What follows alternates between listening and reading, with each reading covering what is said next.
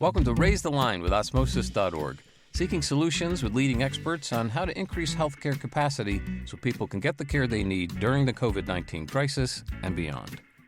Hi, I'm Dr. Rishi Desai, and today on Raise the Line, I'm happy to be joined by Dr. David Skorton, President and CEO of the Association of American Medical Colleges, the AAMC, a not-for-profit institution representing the nation's medical schools, teaching hospitals, and academic societies.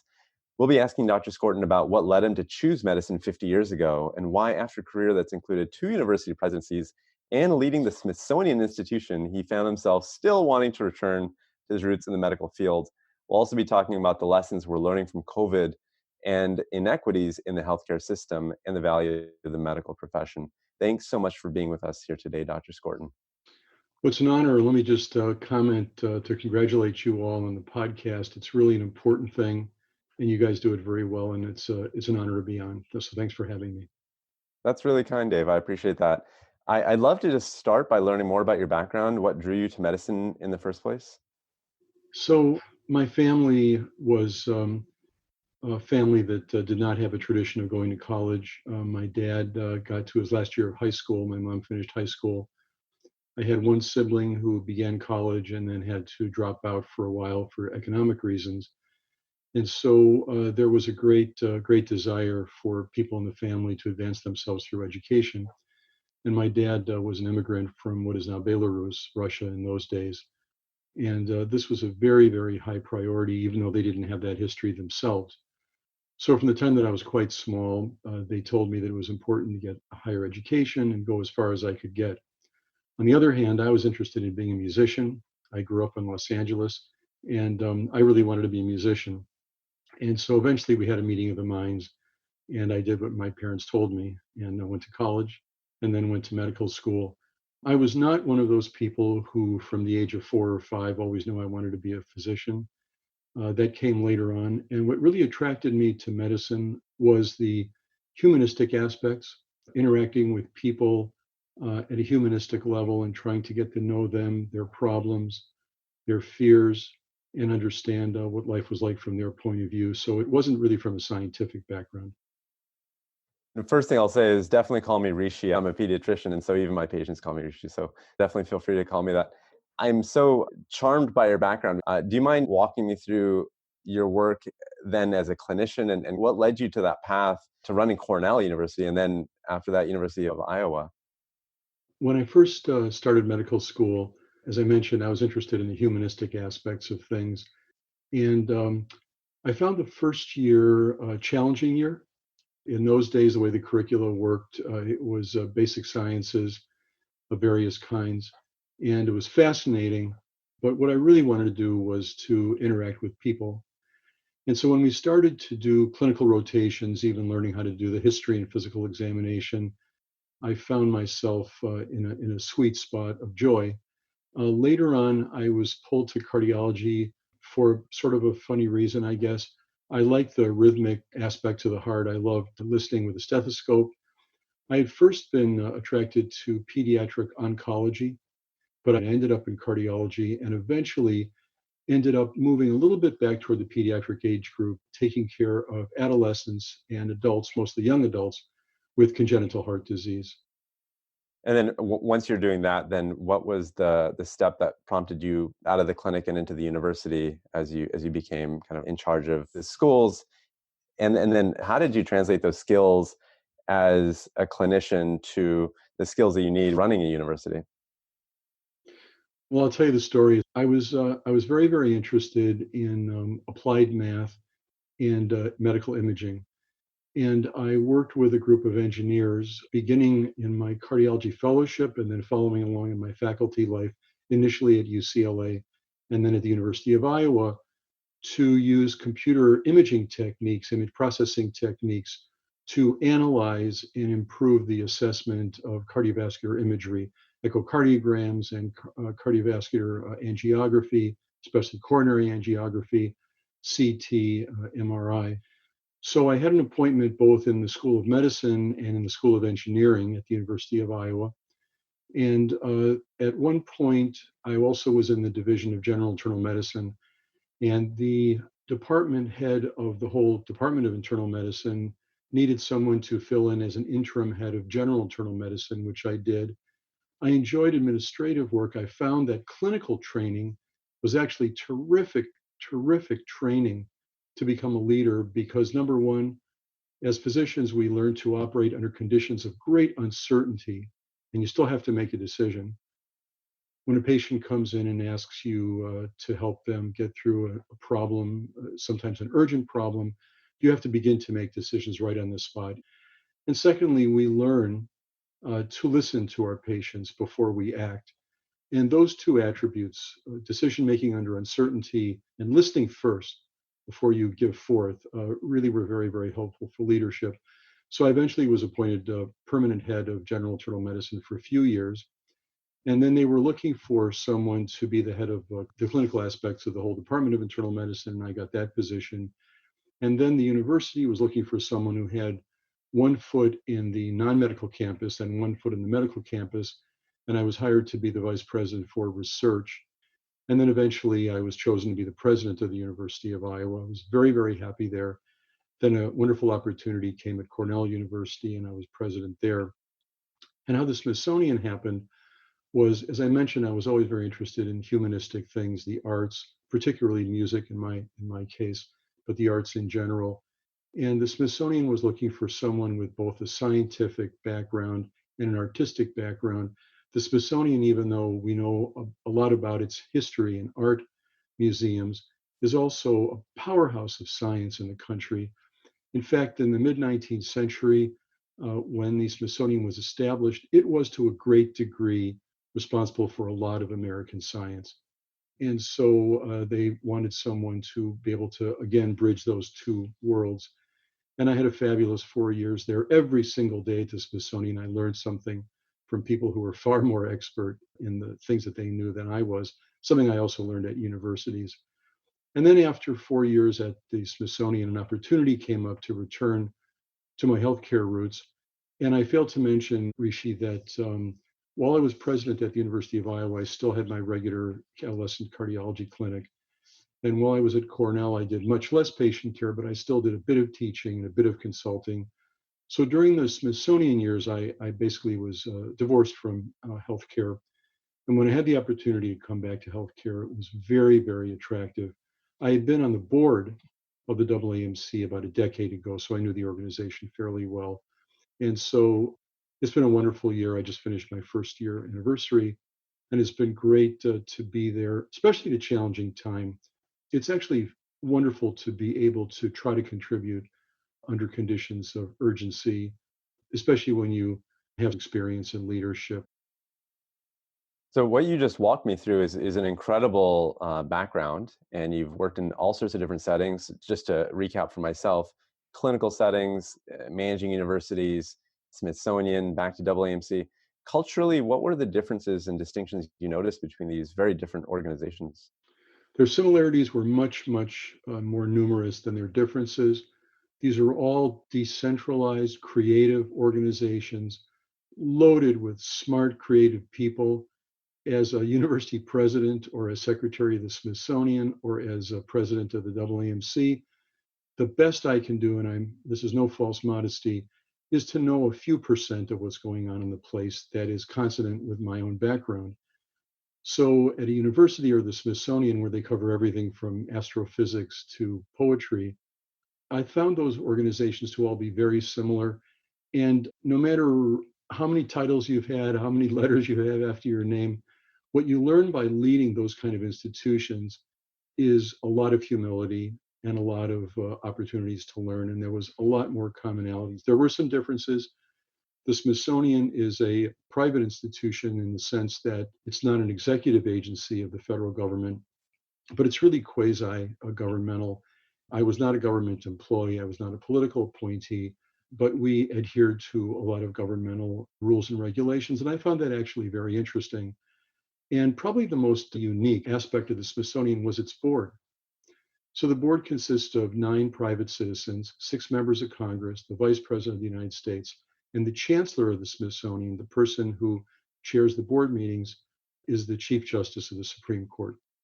And so I would sit next to Chief Justice John Roberts at the meetings. in a huge, gorgeous round table. And at first, of course, it was quite intimidating. He's a person of enormous, enormous intellect. And he was, surprisingly for me, incredibly engaged with the Smithsonian, as were the members of Congress and vice presidents. Everybody's interested in the Smithsonian. And so that was quite a different experience for me. It's always daunting to go to your board meetings, but when you go to the board meetings and you're sitting next to John Roberts, a tiny bit more daunting. And he was plugged in, ran fabulous meetings, just a wonderful leader. There were some differences. That's remarkable. I mean, just imagining that visual of you next to a Supreme Court justice. I'm always struck by kind of where people have been, but also when they've been there. And you said you've been at the AAMC for about a year now, and the timing could not have been more interesting, right? With COVID-19. I know you just put out a piece, The Way Forward, on COVID-19. Do you mind speaking to kind of the impetus for you doing that, for the AAMC doing that, and really what you're trying to capture there? The AAMC released, this is going to sound a bit presumptuous, a roadmap to reset the country's response to the pandemic. And the first two words in the op-ed that I authored were, "We're failing." And the message was not to be a message of finger pointing, which does us no good. It was not a message to be divisive. We're already too divided in the country. It was a message to say that all of us are failing to do the things we know we should be doing, failing to be patient with the pandemic running its course, however long that takes, and that we need to pull together in a comprehensive, unified way. And so we promulgated 11 action items, 9 of them immediate, urgent action items, and 2 of them longer term. And we covered the things that you might expect as a physician and an expert in this area. You'll understand more than a lot of people the importance of having sufficient supplies to do the tests, the importance of having sufficient testing.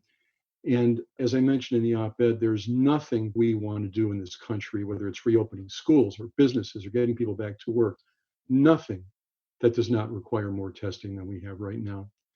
And then, of course, the issue of face coverings. But we also covered some other issues that are very important. For example, our country has very predominantly a healthcare insurance system based on employment. Over 50% in normal times are covered by employers' health insurance. And when someone loses their job because of the economic downturn from COVID, which looks like it's going to be with us for a while, both COVID and the downturn, well, they get 2 pieces of bad news, right? They get one bad piece of bad news. They've been furloughed or worse, laid off. And then secondly, they lose their health coverage through the employer. And so we recommended, for example, since there's a mechanism which your listeners will know quite a bit about called COBRA, we called for Congress to consider partly subsidizing COBRA, since people immediately out of work are not going to be able to afford to pay the combined premium that would have been paid by employer and employee. There's also this tremendous problem with health inequities in the country. It didn't start with COVID, but it's been further unmasked by COVID.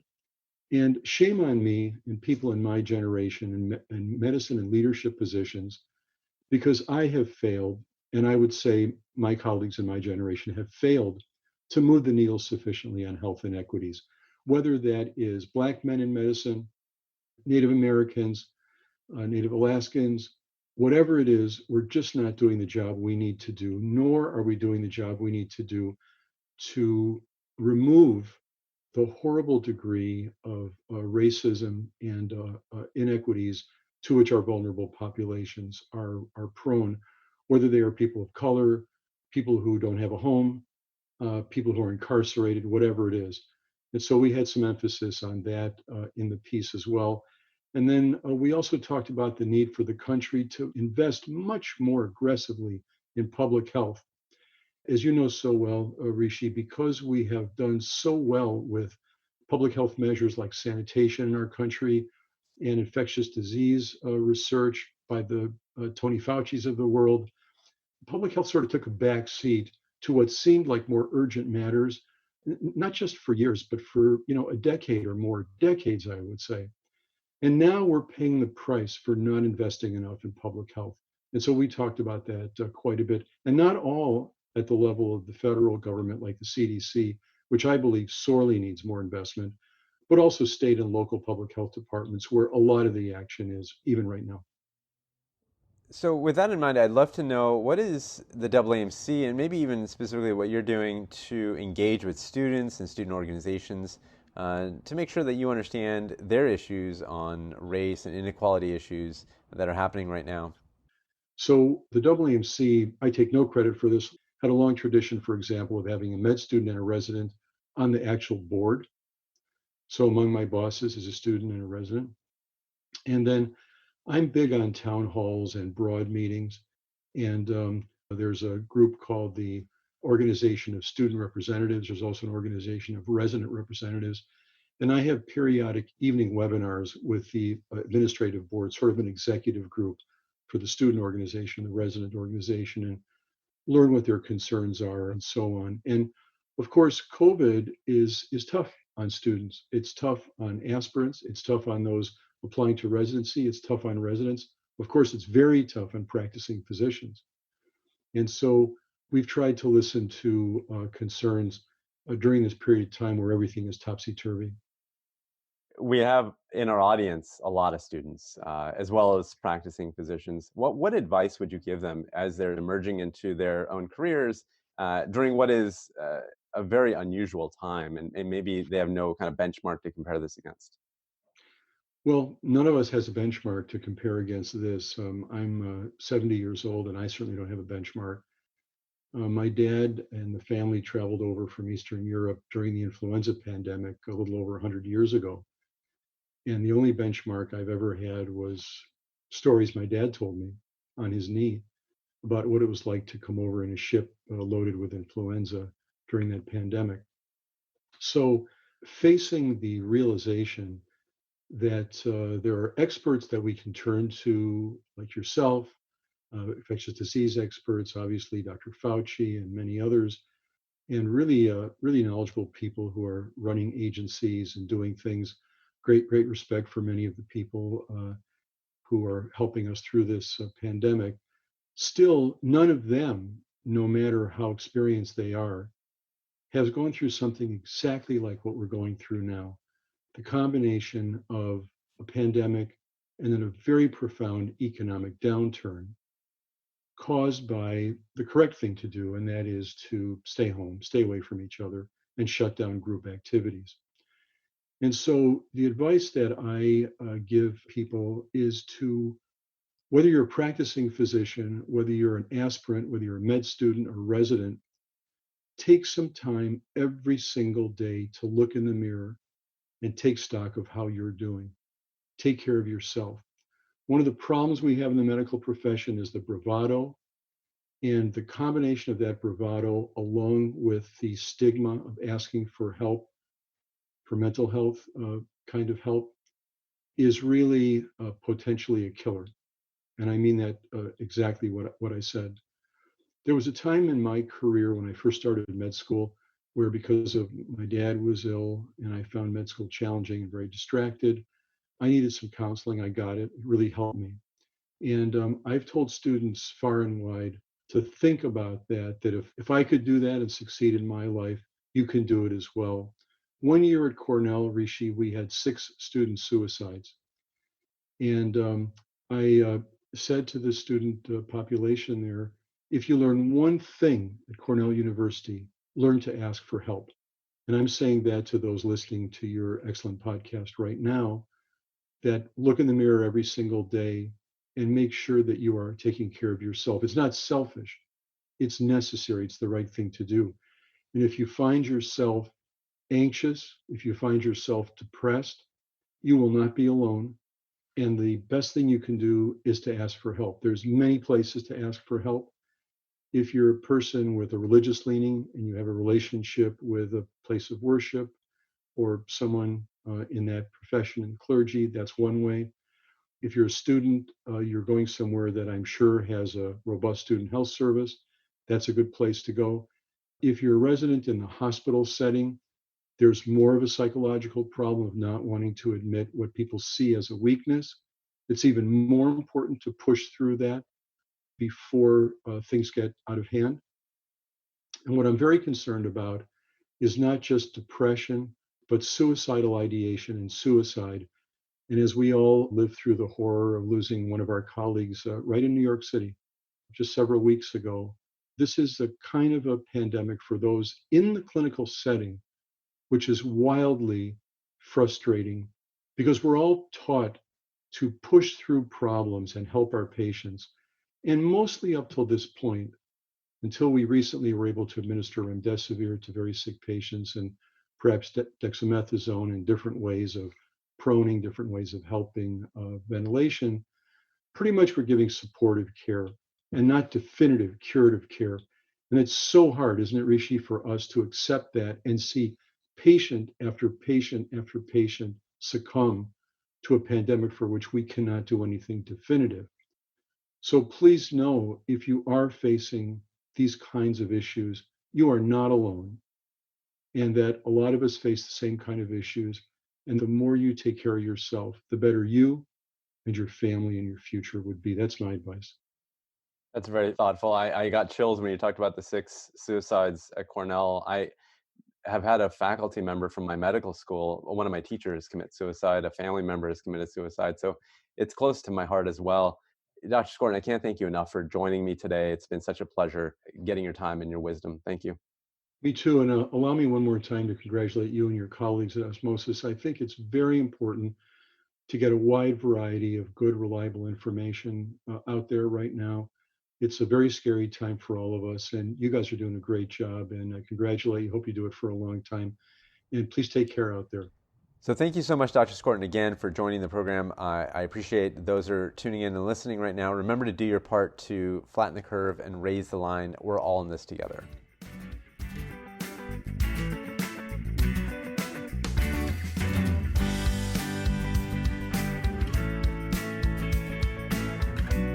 For more information on how you can help raise the line and flatten the curve, go to osmosis.org/COVID-19. If you like this podcast, please share it on your social channels.